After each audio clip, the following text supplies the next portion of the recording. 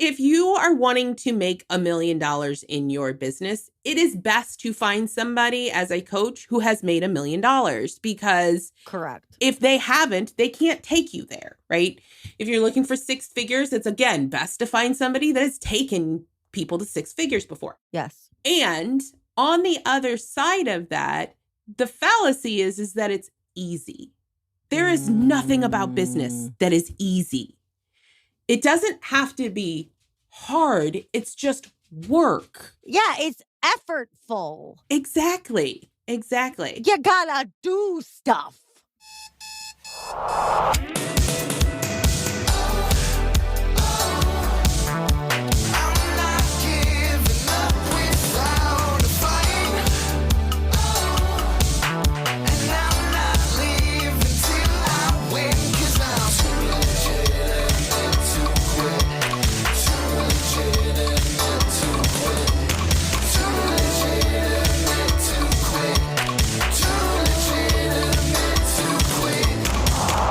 Welcome to Too Legitimate to Quit.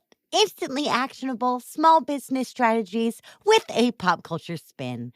I am your host, sales trainer, and self-professed Muppet, Annie P. Ruggles.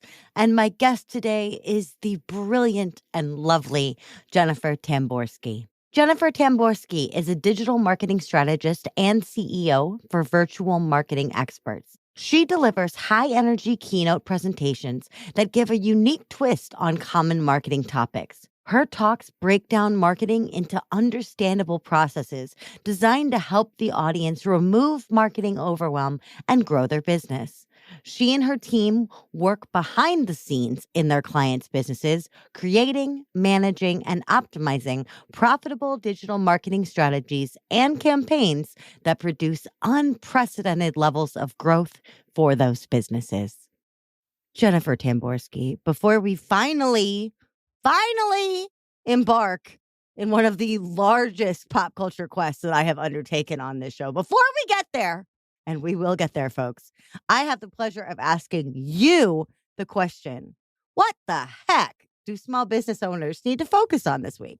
So in my world, small business owners need to focus on marketing, like all marketing all the time, because reality is the big secret about business is in order to create consistent profits in your business, you must have consistent leads so that you can have consistent sales. No. And if you're not marketing your business, you're not going to get those consistent leads, which means your whole business is a roller coaster event of up and down and, feast and famine, which I don't know about you, but that does not make me happy. I mean, I've lived in that place for a really long time, and I have muscle memory of that place, and I would really like to not go back there. Like, I think about that dry pipeline as like the part, this is not our pop culture topic, everybody, but just roll with it. Where like that part in The Lion King while Simba's gone, that Pride Rock turns into the elephant graveyard. Like, that's how I think about my dry ass pipeline. It's like nothing can grow here. That's exactly it. This is a barren wasteland of work stress. Like nothing can grow here because I have no nutrients left. Like this is a wasteland of sad stress, overwhelm, and overwork, and probably over delivering, right? So I love that idea of making sure that your marketing is keyword consistent so that you can have that pipeline consistent. So if anything, it runs to a trickle, but not a drought. I think what a lot of business owners, when it comes to that consistency, there's 3 types of business owners. There's the business owner that doesn't market at all, right? They have no idea how to start. They're afraid to get out there. They're in what my business coach calls Entrepreneur Witness Protection Program. Where it's fabulous. It's a fabulous term where they just... Tell your business coach to make shirts for that, because that's good. It is a fantastic term because a lot of people do start there. They don't tell anybody that they even have a business. And if you don't tell anyone you have a business, they can't buy from you. Right. Or they're in that feast and famine mode. Like they Yeah. market for a very short time, maybe a month or two, and then they get 3 or 4 clients, and it's enough to satisfy that need for income. Yeah. And then they stop marketing until they need more clients. Yeah. And one of the things I don't think they realize, or most people don't realize, is that marketing efforts sometimes take 30, 60, 90 days to actually bring forth results. Or longer. Or longer. 30, 60, 90 days is conservative. It really is. Like a lot of us are playing long games. And, you're on a podcast right now. I was on your podcast earlier this week. Podcast interviewing, apart from just being a whole lot of fun, can be great marketing, but it's a long ass lead time, right? Absolutely. So, for example, if I had a backlog of episodes, which I don't, this is coming out in like 3 weeks from right now, but if I had a long backlog of episodes, let's imagine that you were relying on me and this show to grow a launch for you, to bring new eyeballs in. Of course, that's the goal, right? But if I had a backlog of shows, it's very possible that this interview could come out in June. It's January, right? So we got to play that long game because sometimes we don't have control over how long something takes or how long it takes to vest or how many brand impressions it really takes before someone steps up to the plate and says, you know what? My interest in them is more important to me than the inertia I'm feeling. And that's the biggest thing. That's the biggest thing I think most people are also unaware of is that it can sometimes take hundreds of impressions of you in front of somebody, especially in this day and age where they're inundated with everything. I mean, we thought TV commercials when we were kids and, well, in my generation anyway. Oh, y'all hear the Gen X shame in that? Do y'all hear the Gen X shame that she is chucking at this elder millennial me? Like, do you hear my generation? Yes, your generation. Well, I mean, my kids didn't watch a whole lot of commercials. They streamed things on Netflix. So there wasn't a whole lot of commercials in that. Right. And even nowadays, if you're watching Hulu or whatever, and you don't pay for the upgrade to not get commercials, you're getting commercials. Yeah. That used to be the only method, one of the only methods, but the most common method to get your message in front of people.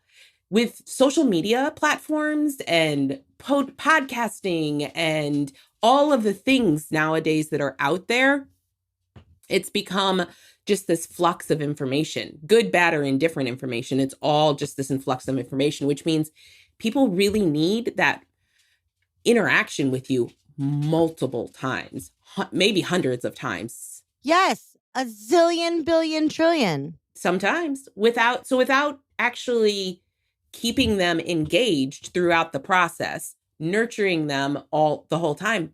You never know when they're going to be ready.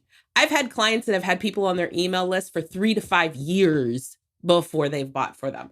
Others, other people are ready right away, but you always want to keep in mind to continually bring in those leads because you don't know how long that lead is going to take. You may get one lead that's ready to buy immediately, and the next lead, it may be 2 years.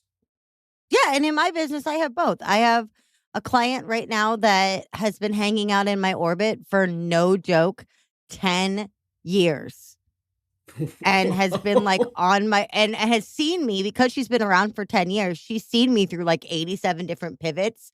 So I tell her like I finally just hit the lottery of pivoting to the thing she actually needed because she's been hanging out around me for 10 years. And then I have another client who I dearly, dearly love that heard me on one podcast and hired me the next day. We just don't know. We don't know where people are in their learning curve. We don't know where they are in their financial stats.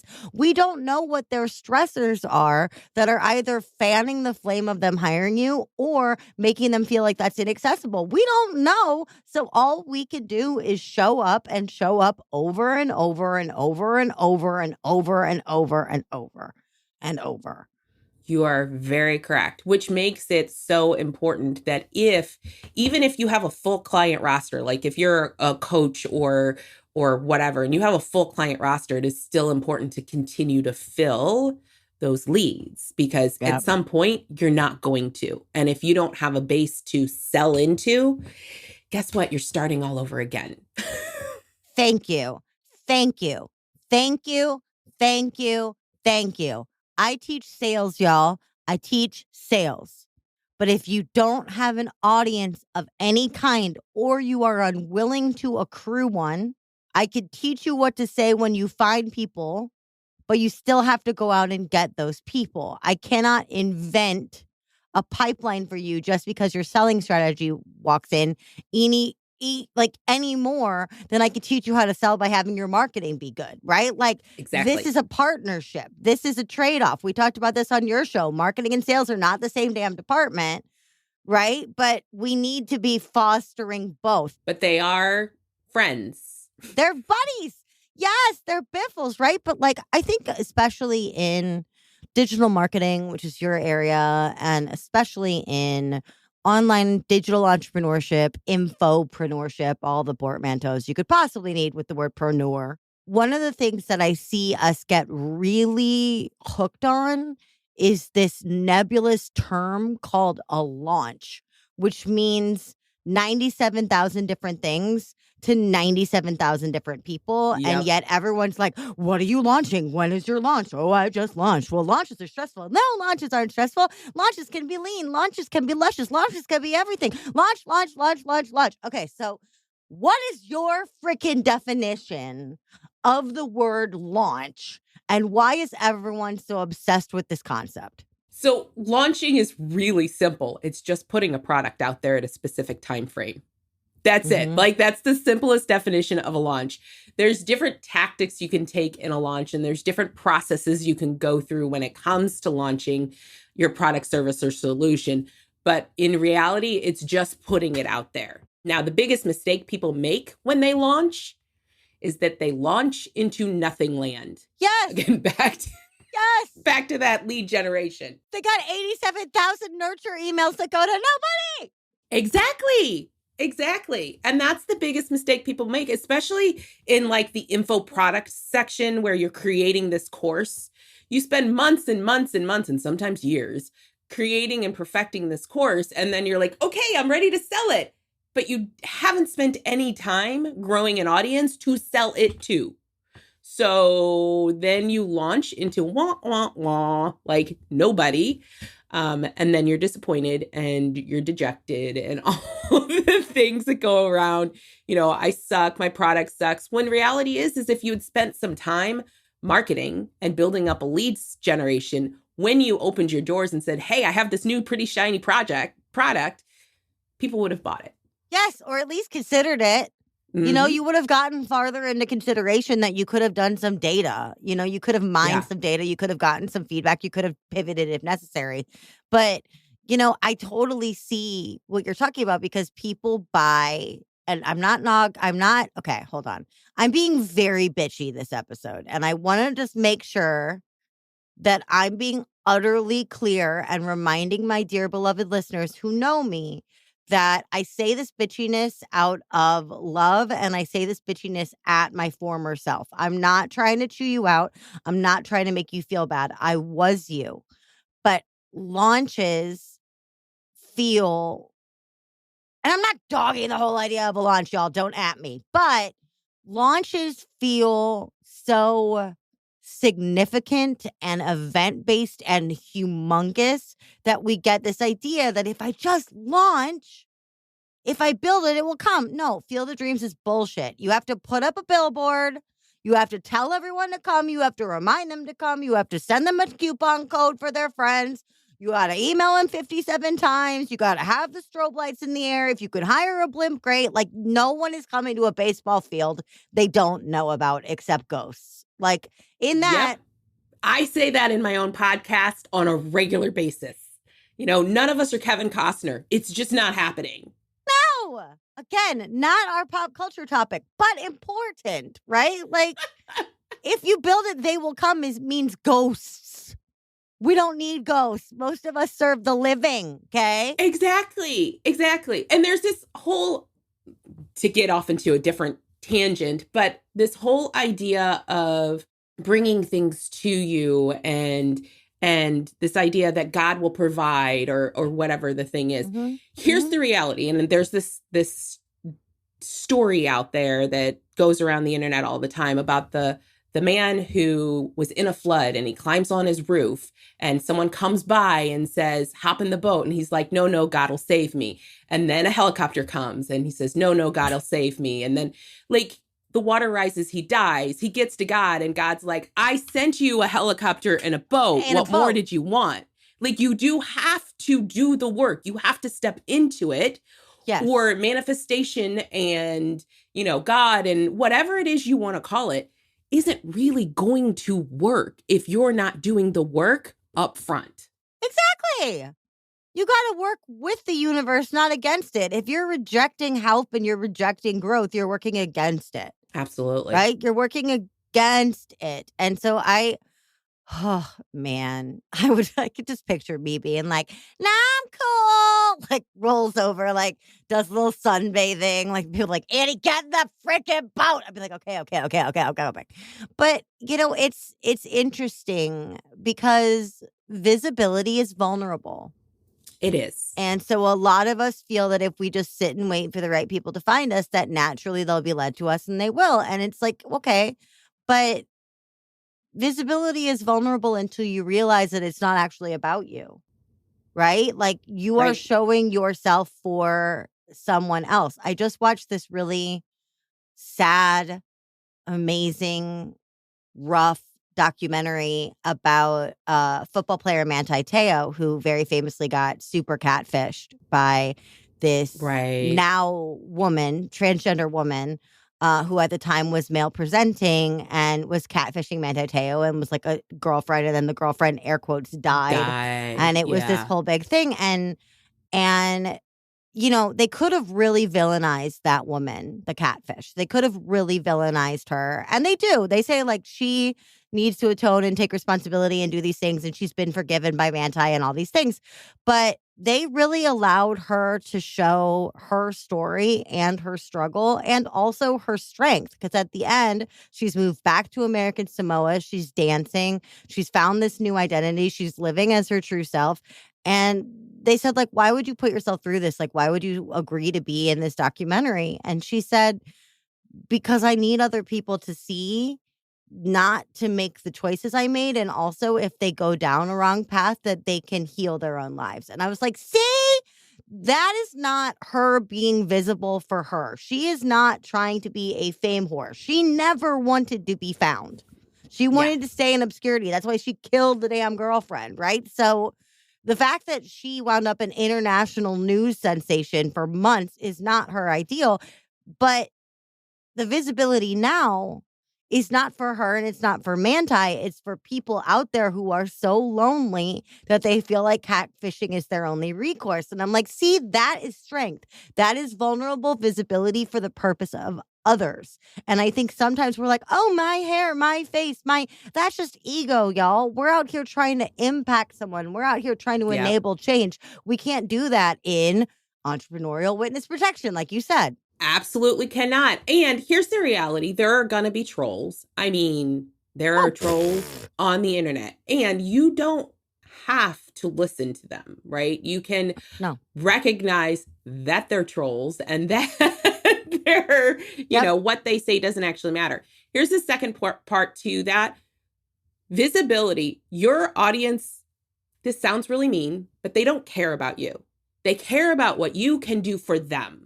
Yes. So if you're out there presenting information and presenting yourself as the solution for whatever their problem is, they're not going to care that you have gray hair or you have red hair or you have a pimple on your nose. They want and need what it is you provide them. And that's the most important thing to them. Yeah. And what are the things they say about trolls? Like people only throw shade on shiny things. Yeah. Right. And those are the people that are trolling you are not your ideal client. I think we can make that very sweeping Absolutely not. generalization. And I think we can lean into it, right? Like the people you're afraid of coming at you are not the people that are going to turn around and invest in you ever. So who are you so worried about embarrassing yourself in front of? I Well, mean, and sister, here's we're the other thing. fine. If you are very sensitive, like if you read all of the comments and you know it's going to hurt your feelings, I suggest you hire someone to read the comments for you. Like Mhm. stay off. Stay off if you're running ads or posting on social media or even on YouTube or whatever. Stay off the comments section. Hire a VA or somebody that can monitor your reputation and answer questions so that you don't get hit with that whatever's going to hurt you. Emotional Yeah, damage. Because it's exactly. hard. It hurts. I'm not going to sit here and say that when you get trolled, it doesn't hurt. When I got that thing on YouTube that I talk about all the time, that's like, why would I want to learn sales from a fat girl? That hurt. Yeah, That really, really absolutely. hurt. And then I went, I don't know anything about this person. I don't know anything about their life. I don't know anything. I could look like their abusive ex-wife. I don't know. Right. I don't know why they chose to lash out on me. It's not on me to know. I'm here to serve the people that are going to treat me right so that I can treat them right and they can treat me right and I can treat them right. It's not going to be this guy who apparently can't learn anything from the multi-chinned. Okay, fine, dude. Like, do what you do. So I think that is just so key. Now, another thing that I think we get into this idea of launch, right? Everything has to be Yeah. huge, everything has to be fast, everything has to be limited, and then you can get away with having no marketing in between. Myth, myth. Big myth, huge myth. But I also, not for nothing, your firm, you and your team and your firm do outbound initiatives. That's what you Yeah. do. And so, ads and content and funnels and all the things. But in addition to talking about the value of those things, I want to talk to you specifically about social listening. Because I don't think people like us necessarily talk about that value enough. And this pressure on content, not that content isn't extremely important, it totally is. But one of the main hesitations I hear all the time is like, I just can't keep coming up with stuff. And then my answer to that is, well, until you decide what to come up with next, go in and engage on other people's stuff. Go have conversations, get in those comments, make new friends. What is I call it social listening, but what is your stance, your take on helping people follow you back home through the other parts of social media? Yeah. So, I mean, we'll start with content. Content creation can be overwhelming. It doesn't need to be. There are very simple tricks and tips you can do in order to create content. I literally record 3 podcasts in one day because I do one interview a month and then the rest are solo. So in one day, I sit down and record all 3 of those podcasts. I do it on video and then I chop up that video. And guess what? That's content. So content doesn't have to be as overwhelming. And I totally get the idea thing because sometimes on my solo episodes, I'm like, what am I talking about? I don't know. I don't know. So I get that. That's why I don't have solo episodes. There's not been a solo episode, and that's because I'd be like, what do I want to talk about? I don't know. So that's why I bring y'all on. Y'all are so I don't have to make decisions, and I salute you. But that batching, I mean, you batch and batching works for you. I love it. Yeah. If batching works for you, that's the way to go. And I think it can definitely, I did 13 reels in 2 hours the other day. I just You're a sat down, maniac. recorded. They're 2 minutes long. Like you just have a topic and go about it. Like, so I talk really fast. So I actually can get more information into reels than a lot of people think. The solo episodes were harder because they were 15 minutes long. And I was like, here's what you need to know. But then I had to like really dive into it. That's the other reason I don't do solo episodes. Like these podcast episodes are already an hour. If I do a solo episode, it's going to be like a 6.5-hour dissertation on what we can learn from the orcs of Lord of the Rings. Like nobody wants to hear that. I don't even want to hear that. Like, come on. I agree with you. Okay, so to social listening, how to get people to follow you back. Comment, like obviously being out there, following and commenting on, there's a term in networking called Parentpreneurs, right? People that are in front of your audience, but don't necessarily do the same thing you do. That's the simplest definition of a power partner.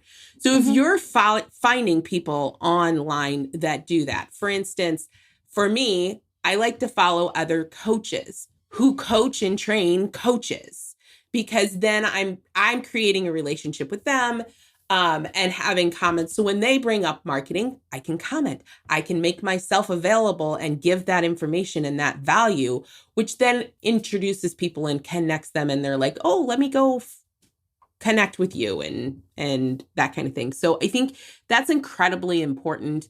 If you are not up to creating content, or you're not up to doing something like running ads or something like that, using social media effectively to create relationships. I mean, that's all marketing is creating a relationship. That's all sales is creating a relationship and providing them value. So using it to your advantage can really help you grow your business. Heck yes.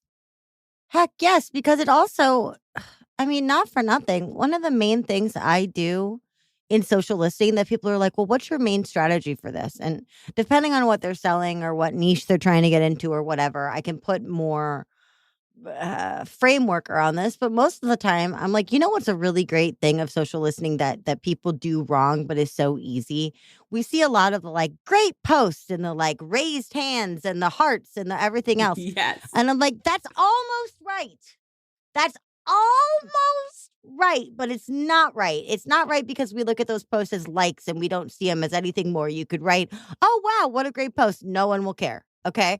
Right. But instead, the currency of enthusiasm on the internet, genuine interest, curiosity, and enthusiasm cannot be beat. So what I do when I'm social listening is I just get online and I get curious and I look for things that delight my curiosity, and then I comment on those things with how they delighted my curiosity. So I'm like, whoa, I never thought about that before. I think that's so interesting. Normally, when I think about this, I think about this. Thanks for the reframe. It's the exact same thing as great post. I'm just being more enthusiastic and more specific. And not only that, if you can start a conversation on somebody else's post, like that's also going to get the awareness of the person you're commenting on, because you've just developed engagement on their social media post.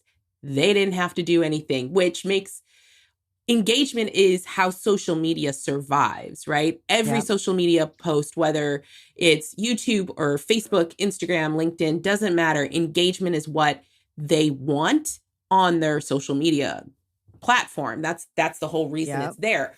So if you're out social listening and you're finding somebody that maybe they're your ideal client and they posted something, or you think they're your ideal client, right? We never know on social media. That's the other fallacy. What people put on social media isn't necessarily actually real. Oh, hold on. Wait a minute, Tamborski. Wait a minute. Are you telling me that, back to launches, are you telling me that everyone that said that they had $1 million launch with no work is not being honest? Are you saying that? I am saying that wholeheartedly, because they may have had $1 million launch, but it's the no work part that's a fucking lie.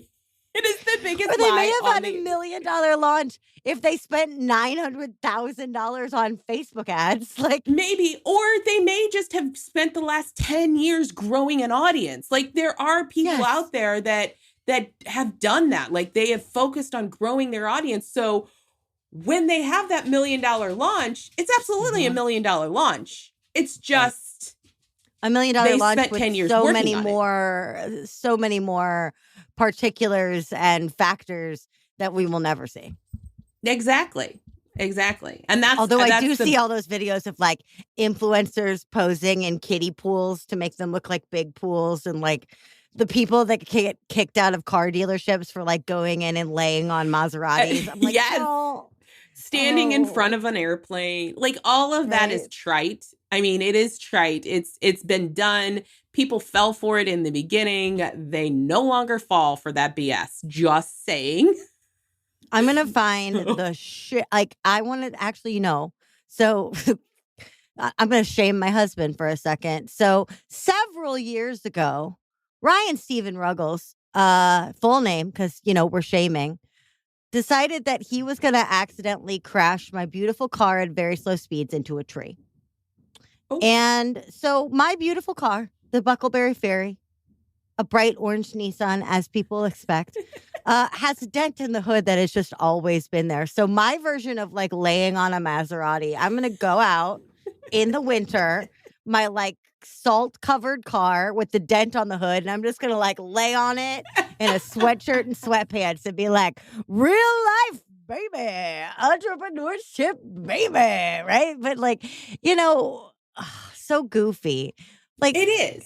This aspirational living stuff. It's important because it shows people the solution to the problem. But sometimes, like your point, like, okay, if they're looking for a problem solver, they don't care if you have a pimple. Why would they care if you're laying on a Maserati? Like, they won't care. Yeah, and let's be honest. If you are wanting to make $1 million in your business, it is best to find somebody as a coach who has made $1 million, because correct. If they haven't, they can't take you there, right?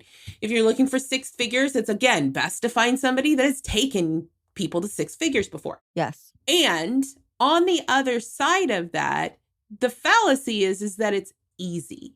There is nothing about business that is easy. It doesn't have to be hard. It's just work. Yeah, it's effortful. Exactly. You gotta do stuff. Exactly. You are not going to sit over there and make, even content creators, like those people, those influencers or whatever you want to call them online.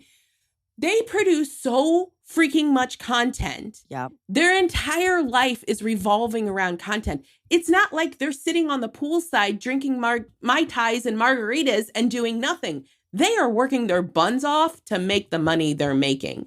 It just looks effortless because they're making a 2-minute reel or TikTok or whatever instead of, but once you actually hit the jackpot on that, that's a business, man. Yeah. And when it becomes a business, you got to work it like a business. You got to work it like a business. You got to keep it like a business, because one flash in the pan success, we see this with virility on videos. Like one successful reel does not a company make. Nope.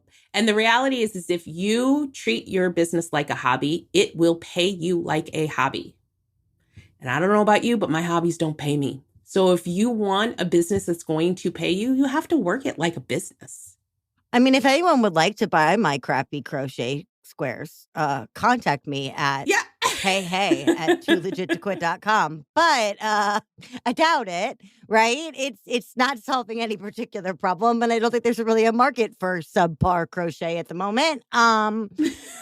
But no, I think that's totally true because, again, content feels shiny and content feels purposeful, but it's really hard to pace your energy and your time so that you're doing it right, which is why I love that you brought up batching, which is why I love that we talked about social listening, right? Like there are things that you could do to augment your marketing, to keep it going, to allow that consistency to be there so that you don't suddenly do what I did in early 2022, where you spend so much time in your business and on your business that you wake up one day and you're like, hey, I'm having a conversion event and I have no signups. Why? Because I don't have any new people in my life. Yep. Right? Because everyone's already been to a Non-Sleazy Sales Academy open house. I either need to change up the conversion event, get new people, or most likely both. I had a client, so she's a former client, working on her way back to me. But I had a client a couple of years ago decide ads were too expensive. That she was going to turn off ads. She just wasn't getting the ROI she thought she should get on it. Yeah. So a year after that, which was this last year, she literally had the worst year in business she's ever had in her entire life. Why? Because she had 0 new people coming in the door. I don't wish that hell on anyone. I mean, she had a really good, healthy email list. The thing is that email list stopped growing when she stopped running ads. And at that point, she didn't have new people coming in. So she was only selling to X amount, whatever her email list was at that point. I don't know. But let's say it's 1,000 people. Hers was much bigger than that. But for numbers' sake, let's say it's 1,000 people. On average, about 1 to 3% of your people buy from you. which means at some Yes. point you run out of people to buy from you. So if every time you're launching or doing something like she had a group coaching program, every time she opened the doors, it just diminished the amount of people that she was actually bringing in the door because she diminished the amount of people she was adding to her email list. Yes. That's the problem. Yes. Yes. Exactly. A zillion, trillion, billion. New eyes, greatest hits, repurposing, social listening, getting your launch, but making sure you have that beautiful connective tissue in between your big stunts. I think that is, God, what haven't we covered today? Oh, I know. What on earth does any of this have to do with any part or all of the international behemoth that never stops churning out new content? That's right. I'm talking about the Marvel Cinematic Universe. What are we talking about? Well, let's be honest. They never stop churning out content. That in and of itself is huge. Some of my favorite I've been a MCU follower my entire life. Like I watched X-Men when they were cartoons. Good for you. Again, do you hear the Gen X disdain in this woman? Like, I watched the X-Men when they were cartoons. Okay, good for you. My generation popularized Hugh Jackman. Take that! No, it's fine. It's fine. I love it. True. Absolutely true. No, so one of my favorite characters in the MCU is Iron Man when it comes to business, because let's be honest, he's just a billionaire, like a billionaire with billion-dollar toys. Yeah. For him, like it's always about creating something better, like learning from, it's one of my favorite things about him is it's always learning from what didn't work. Yeah. In order to do something different the next time. Yes. Especially like his suit, like something will malfunction in the suit. So he doesn't get a whole new suit. He just adds something really freaking cool to the suit to solve that problem. And then he's like, and while we're here, I'll make it able to order pizza while I'm flying around. Like, why? I don't know. Because he's got $1 billion and he wants a pizza. Like, go ahead, Tony Stark. You got it. Exactly. And then once he's perfected his suit, he creates a suit for Spider-Man, right? That's, so it's not just about him creating for himself. He's also figuring out how to make everyone else's lives better within the MCU, at least. And I think that as business owners is what we get to look at our business. It's not just about making our lives better. Because let's be honest, we all want a business because we want to make our lives better. But it's also about what we can do to make other people's lives better. And I think that's an amazing thought process. I mean, you brought up his relationship with Peter Parker. Like, that is a pure, dyed-in-the-wool mentorship situation. Here's someone with domain expertise who's been doing this for a long time, who understands that he's got all this money to basically fake power because he can manufacture it. Amazing. Good for him. And then he meets this wayward teenager that could scale walls and doesn't have parents. And he's just like, oh, okay, I'm going to teach this kid how to be resilient and also give him a better suit so he doesn't die when he gets kicked off a bridge. Like, great. That's solving a problem. Get in there, get after it. But I think that's so great because, what's the difference between Tony Stark and Lex Luthor, right? Switching to DC. Yes. But like the billionaire villain or Doc Ock or any of the Spider-Man villains are this really good example of these rich megalomaniac dudes. And I think you're right. I think it's that care that's about solving problems for people other than yourself. Yeah. And I think that's what every business owner, no matter what you're doing in business, like Tony Stark, actually, he built his $1 billion business because it was an actual business, like providing things within the world. It wasn't just, hey, I'm Iron Man kind of thing, right? Iron Man was a Yep. subset. It was an Mm-hmm. offshoot of like the way he was seeing the world Right. behave. And when we're looking at our business, it doesn't matter if you're selling a widget or you're selling, your services. The goal is to make other people's lives better, easier, more convenient, depending on what it is you're selling. And if we look at it from that perspective, it takes kind of the ego out of it, right? Then it's not Mm-hmm. about us. And that was, Mm-hmm. I will say, Tony Stark's ego is huge, like Huge. huge, Planetary. huge ego. Yeah, it's And got gravitational force. Yep. Mm-hmm. exactly. So that doesn't correlate as well. However, I think for most people, if you think about it from a perspective of making other people's lives better, it helps us take our ego out of it so that we're not the thing. Well, and you said something so brilliant there, and I'm going to paraphrase. I wish I had the exact term, but you're like, he's very aware of how the world works. Yes. Right? He pays attention. He's a student of the world. He's a student of human behavior. He's a student of trends, right? And seeing what direction things are falling. And that allows him to problem solve. Right. So he's Exactly. problem solving for the world and he's problem solving for himself, whether it's on a micro level, like, my suit needs to be able to order pizza, or on a macro level, like we have crumbling infrastructure that needs to be immediately fixed. Okay. But if you're not paying attention, Yeah. you don't know what to cling to, I guess. And it's also about how you're thinking, right? Like I always say, one of the things I've learned through my own personal development training is that it's what people think isn't important. It's how they're thinking that's important.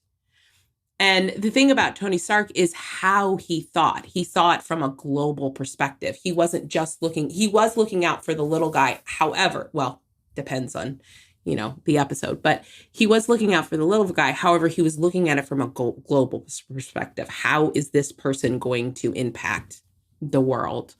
And I think, well, and that's the central conceit of the MCU, which is that every single one of us has something we can contribute, and that we're stronger together, right? Yeah. Like that's the whole dang thing. So I love that idea of like, I'm empowering the one for sake of the many because I understand the power of the one. It's one of the reasons that I work in the coaching industry. Like most of my clients are coaches, consultants, info providers, that kind of thing, because I truly believe that they have the opportunity to make massive changes in the world by the people they coach.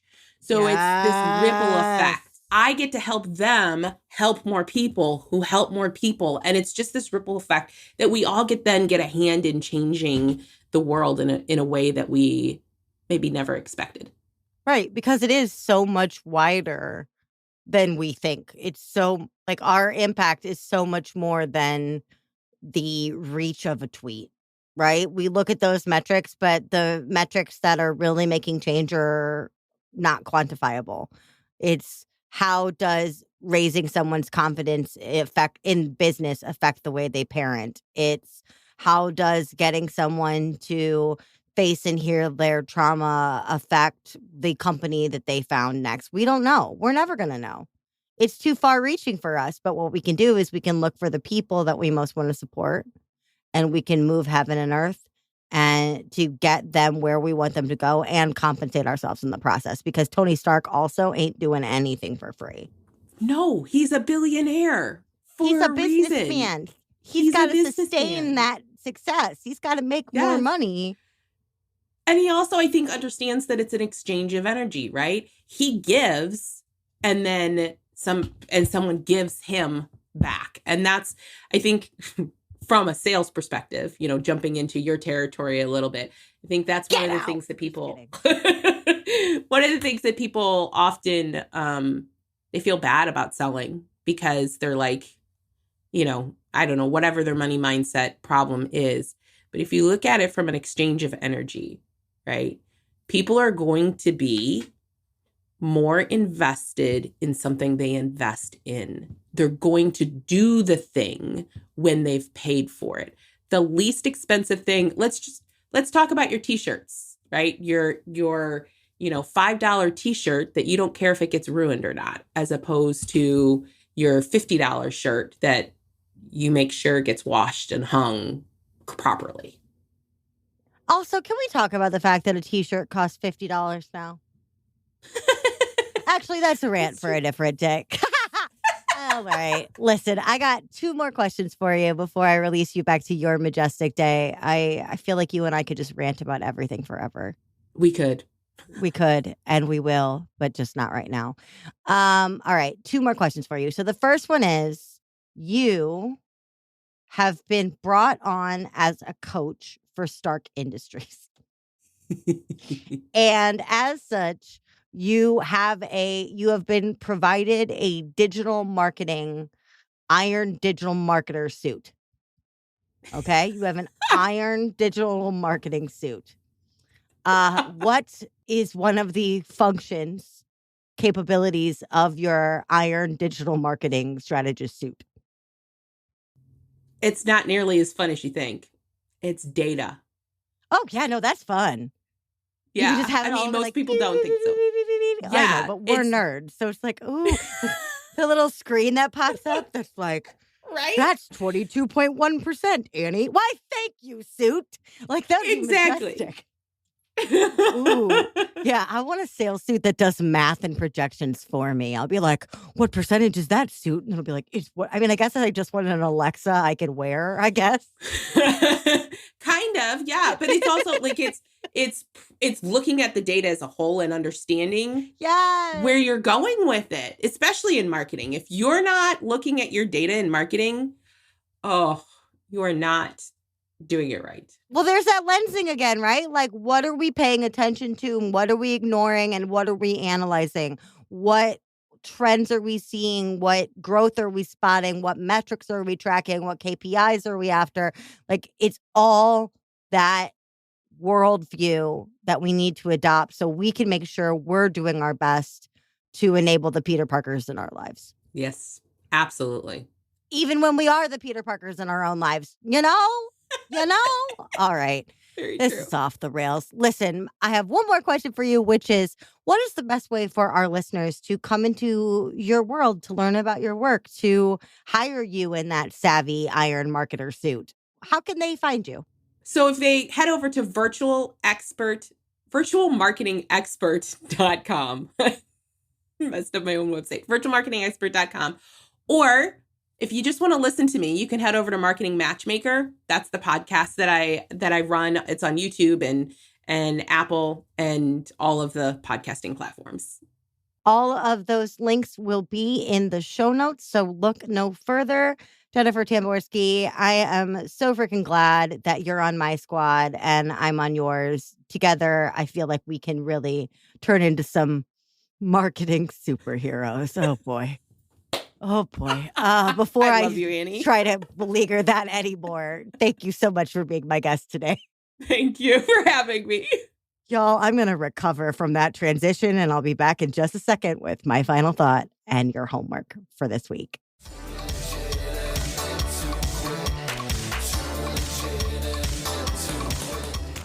Well, hey there. Entrepreneurship can feel a whole lot like failing at being a superhero. There are so many hats to wear, clients to help, problems to solve, bad guys to outperform.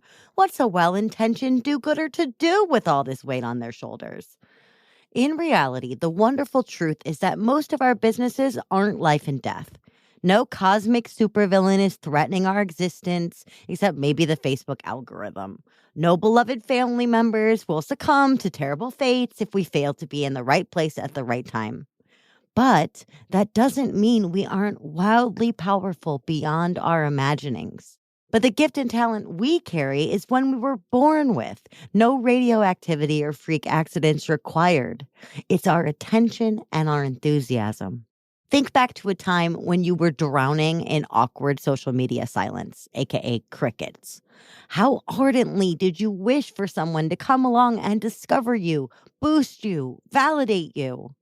This week, your homework is to go be that hero by practicing social listening. Go to your social platform of choice, turn off all distractions, and don't leave until you fully allow yourself to be delighted and inspired 10 times over. Find 10 posts at a minimum that change your mind, challenge your thinking, move a needle for you, or even evoke an emotional response. Then tell the poster exactly what transpired in the comments. You are not allowed to say great post or yes or drop emojis in the place of real shared experience. Tell them why it was great, what elicited the yes. Gush a little before you throw up those celebration hands. Make the poster feel seen and appreciated.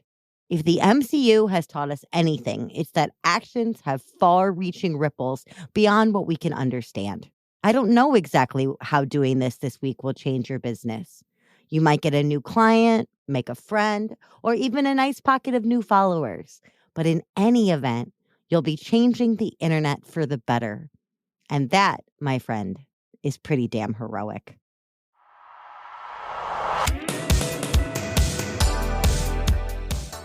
Hey, thanks for listening. If this episode kept you laughing and learning, I have 2 requests for you. First, make sure you hit that subscribe or follow button, depending on your platform, so you never miss an episode. And also, more importantly, if you are looking for support, inspiration, networking, collaborations, or just a chance to hang out with me, Annie P. Ruggles, and our fantastic guests, make sure that you are a member of our LinkedIn community, The Legitimati.